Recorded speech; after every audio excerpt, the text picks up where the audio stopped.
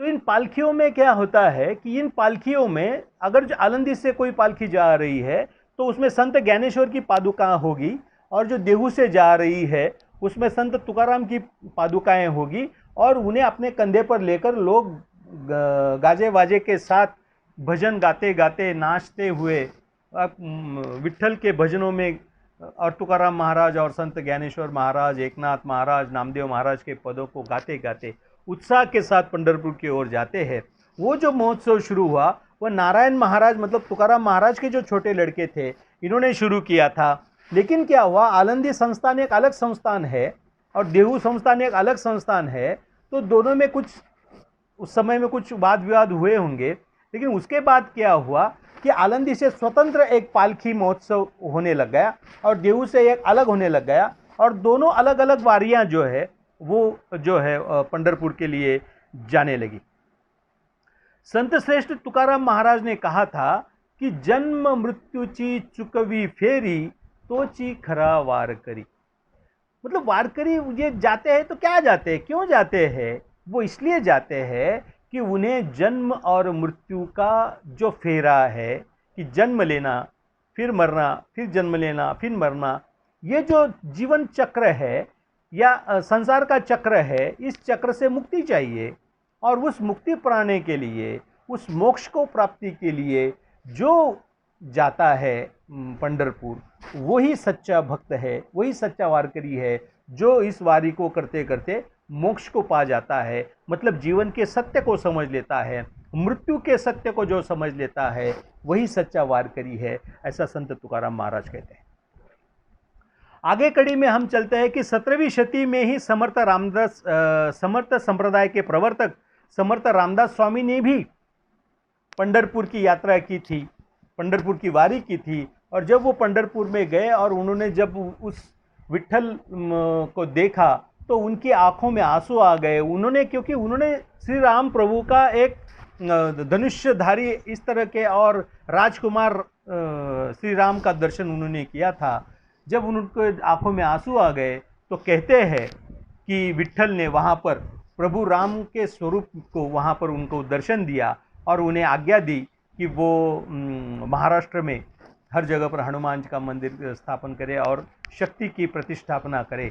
और कहते हैं कि उसके बाद समर्थ रामदास स्वामी ने दक्षिण मुखी महादेव मंदिर, हनुमान मंदिरों का बहुत बड़े पैमाने पर उन्होंने विकास किया। और गांव में, हर गांव जहां पर गांव है वहां पर हनुमान मंदिर होना चाहिए, इस तरह की संकल्पना उन्होंने की और उन्होंने उस पर बहुत सारा काम जो है उन्होंने किया है। और उसी के बाद ही उन्होंने अपना दासबोध नाम का एक महद ग्रंथ, बहुत महत्वपूर्ण ग्रंथ है, महाराष्ट्र में यह ग्रंथ बहुत लोकप्रिय है। तो वो लोकप्रिय ग्रंथ पंढरपुर जाने के बाद ही उन्होंने लिखा, क्योंकि वो चेतना, वो प्रेरणा जो है वो पंढरपुर से उन्हें मिली। आगे जब आप चलेंगे तो आपको नजर आएगा कि 18वीं शती में हैबतराव बाबा आरफाळकर जो थे, इन्होंने क्या किया कि ये जो वारी चलती थी, जैसे मैंने आपको बताया कि नारायण बुआ ने पालकी महोत्सव शुरू किया, लेकिन वो क्या होता था कि ऐसी भीड़ एक साथ चलती थी। इन्होंने क्या किया, बाबा ने क्या किया, हैबतराव बाबा ने उसमें अनुशासन लाया कि इसी तरह से कतार में आप रहे, 2 कतार में ही लोग चलेंगे, एक कतार में पुरुष होंगे, एक कतार में स्त्रियां होगी, या भजनी मंडल आगे चलेगा फिर बाकी के लोग पीछे चलेंगे। जो भी अनुशासन उस समय में आवश्यक था, क्योंकि वो अनुशासन होना किसी भी चीज़ के लिए बहुत आवश्यक है। और बाबा हैबतराव का ये जो काम था यह बहुत ही अच्छा काम था।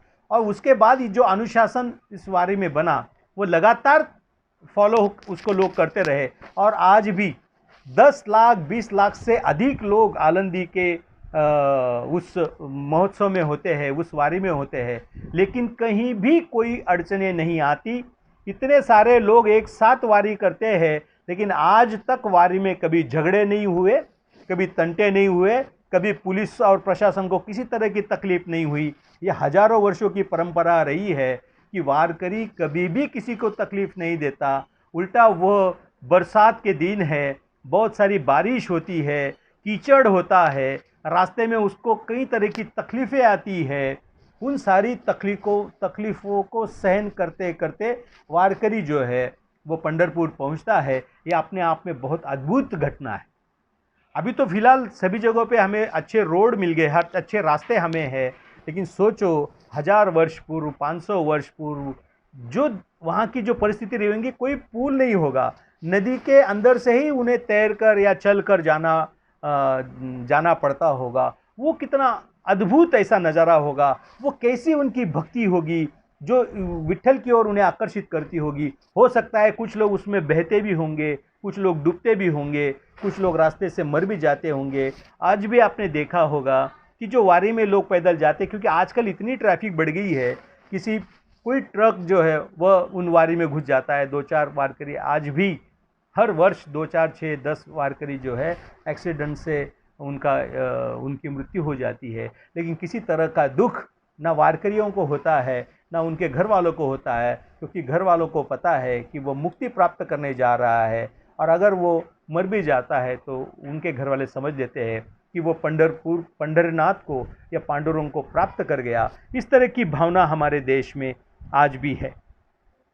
यही कारण है कि इतनी लाखों करोड़ों लोग आने के बाद भी पंढरपुर में किसी भी तरह की तकलीफ नहीं होती, और वहाँ पे लोग आनंदी आपको सभी दिखेंगे, कोई दुखी नहीं दिखेगा। इतनी दूर से 400-500 किलोमीटर से चलकर आने वाले लोग भी आपको खुश नजर आएंगे पंढरपुर में। और यही कारण है कि पंढरपुर को भू वैकुंठ कहा गया। वैकुंठ मतलब स्वर्ग है ना, धरती का स्वर्ग है हमारा पंढरपुर। इस तरह की वारकरियों की भावना है, और उस वैकुंठ में जाके ही वो खुश हो जाते हैं। इतने करोड़ों करोड़ लोग जाते हैं, अगर वो कतार में खड़े रहे तो पूरे 4-6 महीने लगेंगे, लेकिन उनका नंबर नहीं लगेगा विट्ठल के दर्शन के लिए।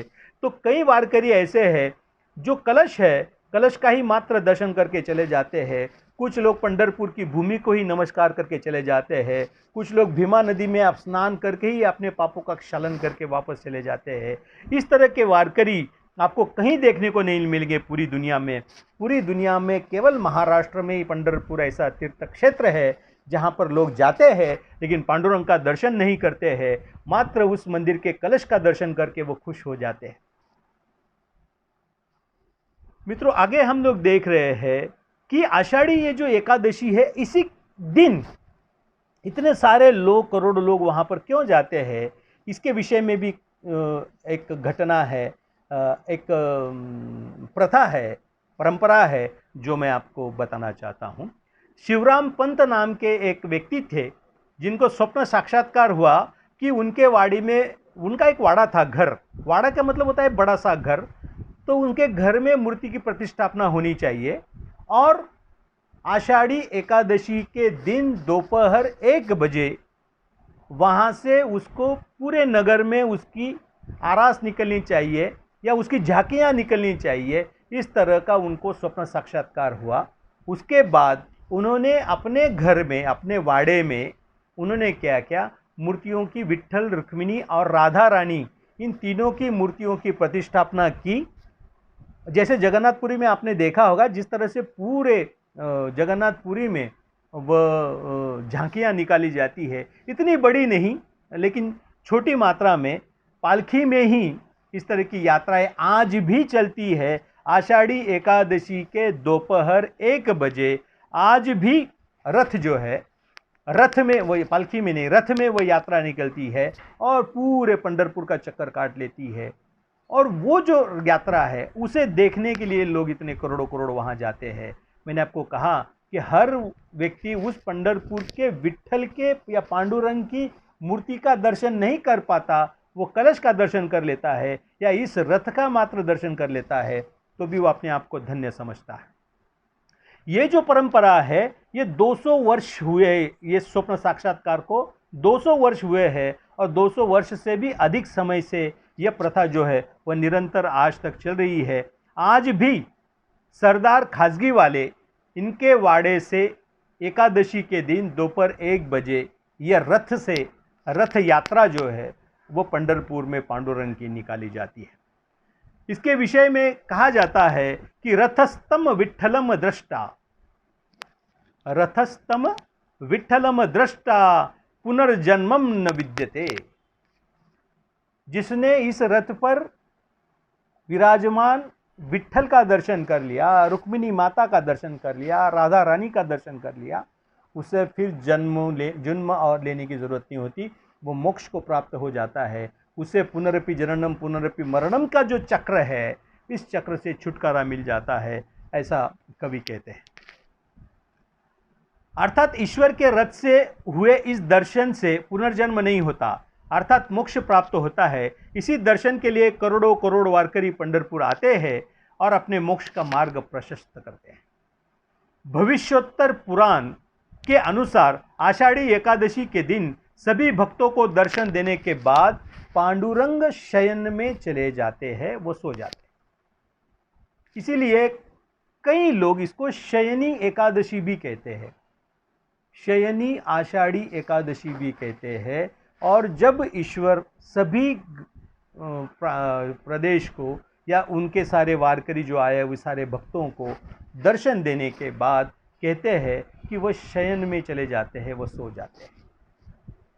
और फिर जो है वहाँ से वारकरी जो है वो लौटने लग जाता है। जब वारकरी लौटता है तो पीछे मुड़ मुड़ कर बार बार देखता है, जैसे विवाहित स्त्री जब अपने ससुराल जाती है, ससुराल जाते जाते जैसे बार बार मुड़ मुड़ कर अपने माँ बाप की ओर, अपने घर की ओर देखती है, ठीक उसी तरह वारकरी जो है जब पंढरपुर से निकलता है तो बहुत उसका दिल भारी है, उसकी इच्छा नहीं है वहाँ से निकलने की, लेकिन भारी कदमों से वो निकलता है और बार बार पीछे मुड़ मुड़ कर वो देखता है। इसके कई सुंदर भजन जो है आपको महाराष्ट्र में देखने को मिल जाएंगे कि वो जाता है, पीछे मुड़ मुड़ कर देखता है।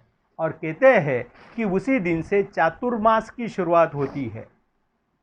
महाराष्ट्र में चातुर्मास जब होता है, मतलब आषाढ़ी एकादशी से लेकर कार्तिक एकादशी तक कोई भी शादी ब्याह का मुहूर्त नहीं होता, शादी ब्याह नहीं होता, क्योंकि हमारी महाराष्ट्र के लोगों की यह धारणा है कि अभी जो हमारे ईश्वर है, विट्ठल है, पांडुरंग है, वो निद्रासीन है, वो सोए हुए हैं। और इसीलिए हम जो है महाराष्ट्र की संस्कृति है कि महाराष्ट्र में कोई शादी ब्याह जो है वो इन दिनों में नहीं होता। और आषाढ़ी एकादशी के बाद 4 महीने के बाद जब कार्तिक एकादशी आती है, उस वक्त फिर से वारकरी पंढरपुर जाते हैं और अपने भगवान को जगा कर उनका दर्शन करते हैं। और दर्शन करने के बाद ही फिर हमारे सारे शुभ संकल्प जो है, शुभ कार्य जो है, उनकी शुरुआत होती है। फिर से शादियों के मुहूर्त आने चालू हो जाते हैं। हर शुभ कार्य, आषाढ़ एकादशी और कार्तिक एकादशी के बीच कोई भी शुभ कार्य हमारे यहाँ नहीं होता। फिर कार्तिक एकादशी के बाद फिर से सारे शुभ कार्य शुरू हो जाते हैं। शादी ब्याह के कार्य हो, गृह प्रवेश हो, कोई भी शुभ कार्य जो होगा वो शुभ कार्य उसके बाद शुरू होता है। वारकरियों के विषय में कहा जाता है, जन्म मृत्युची चुकवी फेरी तो चिखरा वारकरी। तुकाराम महाराज ने ही कहा है, जन्म मृत्यु की जो फेरा है उसको तोड़ना है, और जो तोड़ता है वो सच्चा वारकरी है। अर्थात मुक्ति पाना ही वारकरियों का मुख्य उद्देश्य माना गया है। अतः कहा जाता है, होय होय वारकरी डोळा पाहे पंढरी। इसलिए कहा जाता है कि कम से कम एक बार अपने जीवन में हमें वारी करनी चाहिए, पंढरपुर में जाना चाहिए, एक बार अपनी आँखों से उस ईश्वर का दर्शन करना चाहिए जो साक्षात है, स्वयंभू है। उसे किसी ने गढ़ा नहीं है, उसे किसी ने मढ़ा नहीं है, उस मूर्ति को किसी ने बनाया नहीं है, वह स्वयं है। इसलिए ईश्वर जो है ऐसे वारकरियों की राह देखता है। इस तरह की कथा हमारे यहाँ कही जाती है। और वारकरी संप्रदाय इसलिए बहुत महान संप्रदाय माना जाता है, क्योंकि कोई जात नहीं, कोई पात नहीं। अगर आपने वारकरी संप्रदाय के सारे संतों का अगर आपने अध्ययन किया तो इसमें चमार है, महार है, नाई है, कुंभी है ना, सभी जाति, ब्राह्मण है, सभी जाति के लोग आपको संत पाए जाएंगे, आपको देखने को मिलेंगे। सोनार है, नरहरी सोनार का बहुत बड़ा योगदान है वारकरी संप्रदाय के लिए। चोखा मेला है ना, बहुत सारे गोरा कुमार हो गए, ज्ञानेश्वर होंगे, तुकाराम हो गए, नामदेव जो थे वो तो शिंपी समाज के थे। तो इस तरह से आपको दिखेगा कि वारकरी संप्रदाय किसी भी जाति पाति को नहीं मानता।